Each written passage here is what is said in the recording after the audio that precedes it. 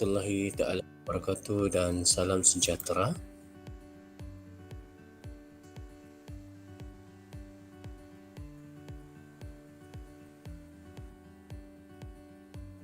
Baiklah, saya Komar bin Abdul Wahid, merupakan pelajar sarjana pendidikan bimbingan dan kaunseling, akan berkongsi tentang penggunaan Inventory Personality CD IPS.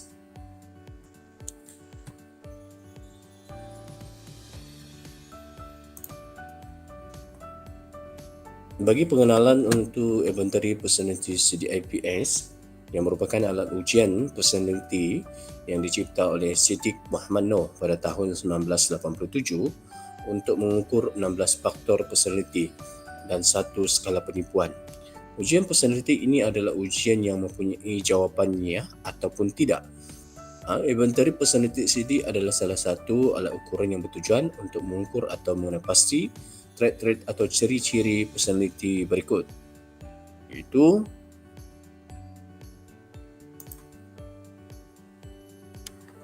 kita boleh lihat 16 trait personality yang diukur. Yang pertama, agresif, analitika, autonomi, extroverts, intelektual, berwawasan, kepelbagaian, ketahanan, kritik diri, mengawal, menolong, sokongan, struktur, pencapaian dan kejujuran. Baiklah, ini bagi pentadbiran IPS. Yang pertama, kita kena memastikan dia ditadbir dalam keadaan yang kondusif, adanya kerusi, meja, kipas angin ataupun penghawa dingin. Yang kedua, masa cadangan 20 hingga 30 minit. Tetapi tiada had waktu yang ditetapkan. Yang ketiga, individu perlu menjawab soalan ini dengan jujur dan ikhlas. Yang keempat, jawapan spontan adalah jawapan yang terbaik. Baiklah, untuk panduan pengiraan skor IPS, yang pertama, sila rujuk borang jawapan yang telah ditanda. Yang kedua, fokus kepada jawapannya sahaja. Setiap jawapannya akan diberikan satu markah. Yang ketiga, pengiraan dibuat mengikut baris. Setiap baris itu mewakili satu trait personality. Ada 16 baris mewakili 16 trait personality. Setiap baris adalah 10 item, menjadikan markah mentah maksimum setiap trait personality adalah 10. Dan yang kelima, tukar markah kepada peratus dengan mendarabkan skor mentah itu dengan 10. Dan yang keenam, untuk skor 0/10, tukar markah kepada 1. Dan untuk skor 10 kepada 10, tukar markah kepada 99%. Okey, seterusnya, berikut adalah borang jawapan IPS ya. Jadi di sana kita ada pilihan ya atau tidak seperti mana saya terangkan tadi. Okey, seterusnya berikut adalah panduan mengira skor IPS. Setelah murid menjawab soalan IPS ini, inilah dapatan dan dikira mengikut baris.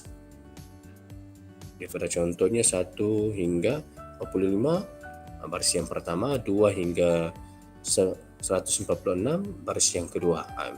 Begitulah juga 16 hingga soalan 160. Di hujung sekali itu adalah jumlah jawapannya. Okey, berikut setelah kita mendapati profil personality bila murid itu menjawab soalan Inventory Personality CD. Ini adalah contoh data yang kita dapat lah.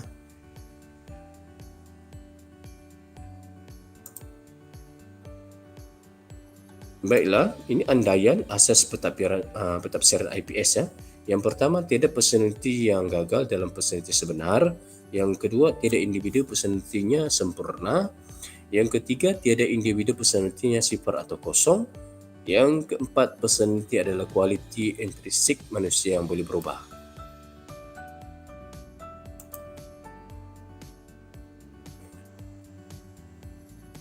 Baiklah, ini adalah panduan pentafsiran IPS. Kita ada dua pilihan atau option. Option yang pertama, sekiranya 1 hingga 30% dikira nilainya rendah, 40 hingga 60% dikira nilainya sederhana, dan 70 hingga 99% dikira nilainya tinggi. Dan option yang kedua, sekiranya di bawah 50% dikira rendah dan di atas 50% itu dikira tinggi. Baiklah, saya akan jelaskan sedikit tentang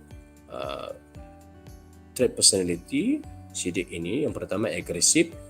Trait personality yang menunjukkan individu terlalu kritikal terhadap orang lain, tegas, berani dan tidak suka dimanipulasi.